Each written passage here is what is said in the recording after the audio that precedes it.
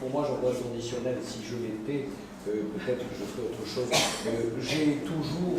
Je me suis toujours intéressé à la formation, dans le barreau et comme ailleurs, la formation initiale, la formation continue, et j'ai toujours essayé d'apporter ce que je pouvais à ces jeunes dans le cadre de leur formation, et aussi par ailleurs pour trouver les contrats de collaboration, et tout naturellement, Anthony Ledon m'a demandé de m'occuper des contrats de collaboration, ce que je fais avec plaisir, non pas avec contrainte, mais avec plaisir, et depuis beaucoup d'années, c'est d'essayer de trouver aux jeunes des stages dans ce métier, parce que moi on m'a accueilli, et je ne vois pas pourquoi les avocats qui ont prêté serment oublient ceux qui sont derrière. J'aime beaucoup d'ailleurs que ceux qui ont prêté serment veulent un resserrement du concours d'accès, en fait avec l'examen d'accès, et oublient peut-être qu'à l'époque ils ont passé cet examen aussi. Ah oui, non mais c'est pas grand chose, mais j'ai conçu et créé la navette qui va à Aix-en-Provence, vous emmenez pour l'aider. Je trouve que c'est une belle idée que je ne suis pas seul à avoir eu, et je l'ai eu à l'époque avec un conseil de l'ordre qui à l'époque me disait non, les avocats sont des individualistes, ils prennent leur voiture, ils ne prendront jamais la navette. Le succès de la navette, aujourd'hui tout le monde la connaît, et je ne suis pas fier, je ne suis pas fier du tout, mais je suis content que ça puisse être un outil que les gens utilisent pour Aix-en-Provence, ceux qui ont des voitures qui ne sont pas très puissantes, ceux qui n'aiment pas conduire, ceux qui sont fatigués, ont un outil efficace, simple et rapide pour aller à Aix-en-Provence. J'en suis pas, ouais, je suis content de ça. Pourvu que ça marche et que ça continue longtemps.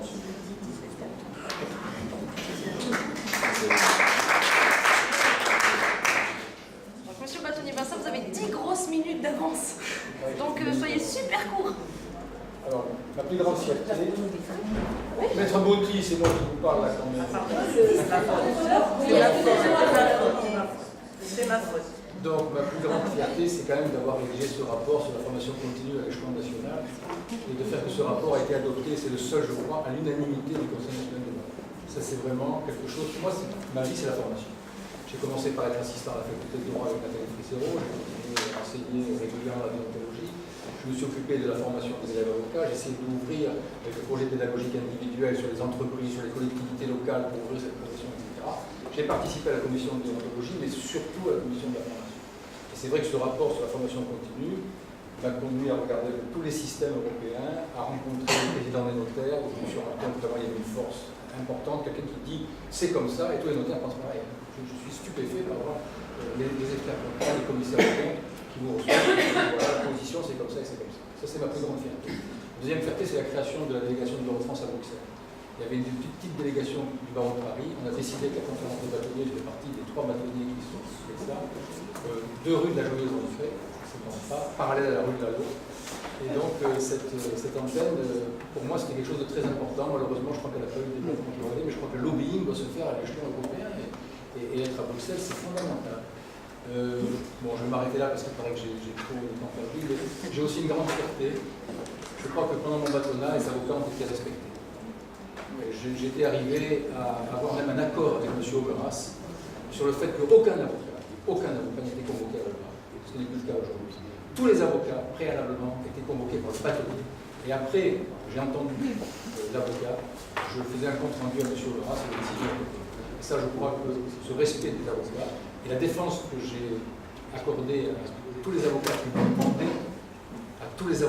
demandé, aussi, pour moi, c'est une grande fierté.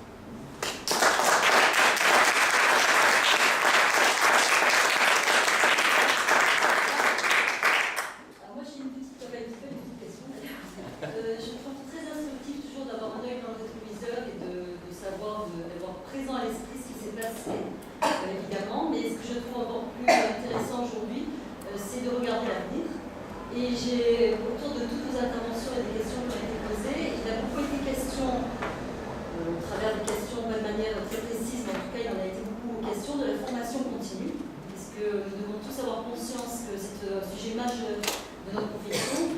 Et j'ai senti chez vous la volonté et l'envie irrésistible d'en parler. Peut-être que je me trompe. Donc la question que je vous pose est la suivante, très concrètement, pour l'avenir cette fois-ci, comment vous imaginez la formation continue dans l'avenir? Alors localement, pas localement.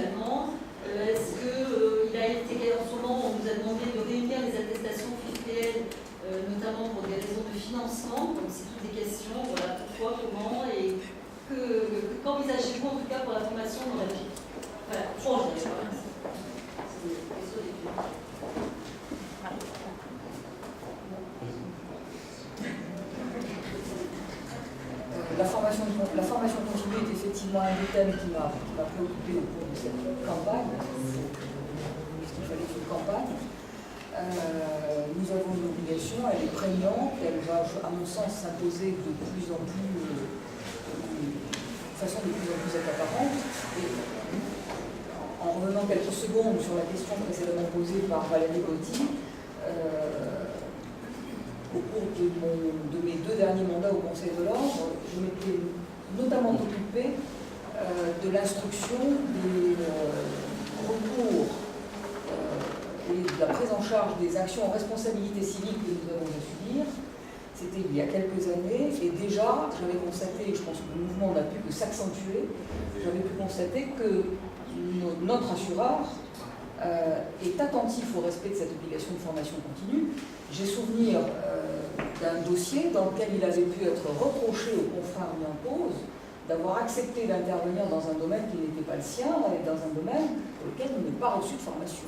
Et je pense qu'il faut avoir ça très constamment présent à l'esprit et assumer véritablement cette obligation de formation continue.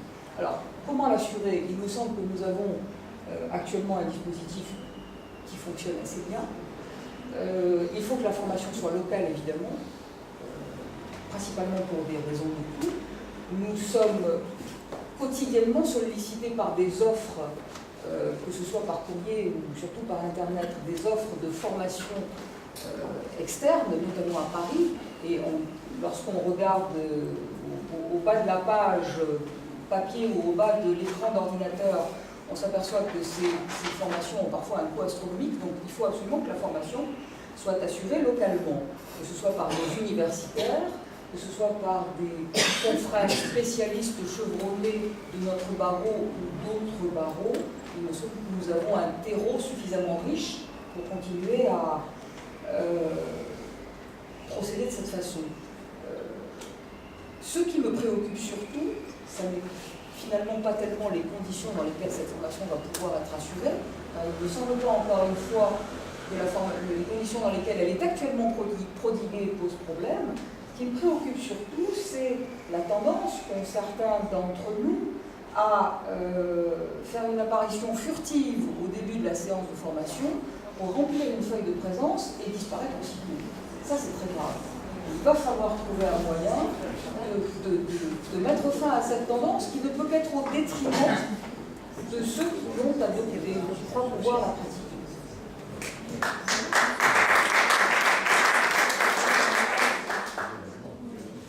Alors, je vais aller vite parce que oui. déjà trop débordé. En 2 mots, le malheur de la formation continue, c'est qu'elle repose sur un malentendu. L'avocat s'imagine qu'en assistant à des formations, il va recevoir la formation continue et qu'il sera vacciné pour le reste de l'année. Ben, ça ne marche pas comme ça.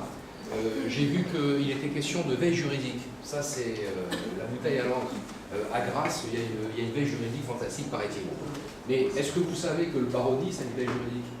Est-ce que vous cliquez sur dalos.fr, est-ce que vous savez qu'avec vos cotisations, le bâtonnier a négocié une veille juridique qui, au jour le jour, vous tient informé? Alors il y en a qui disent oui parce qu'ils ont un ordinateur qui sont connectés, mais il y en a qui disent non parce qu'ils ne savent pas.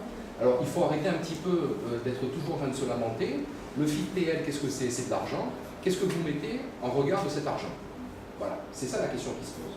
Alors, la veille juridique, on l'a, elle est d'excellente qualité. Soit dit en passant, elle est quand même d'une qualité sans commune mesure avec ce que les meilleurs de nos confrères sont capables de faire, parce qu'il y a quand même beaucoup de formations qui ne vont pas du tout. Il faut parler comme on le ressent.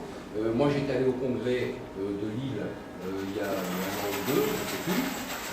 On parlait justement de savoir lire un bilan. Il y avait un atelier qui s'appelait savoir lire un bilan. L'Esper Contact nous a fait une démonstration. Eh bien, moi, j'y suis allé pour vérifier que je savais le lire. Je me suis rendu compte que je l'ai appris à le lire sur le tas. Et qu'un tas de confrères ne savaient pas lire, n'avaient même pas, ou n'osaient même pas regarder un bilan. Et bon, sans trahir le secret de délibération, ça serait amusant de voir qui est capable de lire le budget de l'ordre. Mais ça, c'est une autre question. Merci, Maître. La formation continue, c'est un... Je n'aime pas qu'on en parle comme une obligation. on a résumé la formation continue à l'obligation de faire 20 heures par an de formation continue. Je trouve que c'est incroyable parce que c'est une chance de se former. On veut être un barreau efficient, un barreau efficace, qui arrive à être autonome, qui ne vient pas à Paris systématiquement pour les grosses affaires, qui garde ses clients ici. Et la formation continue, on l'imagine comme une contrainte. Nous avons des talents, ça a été dit, des talents incroyables dans ce barreau, et des gens qui le fréquentent régulièrement le savent.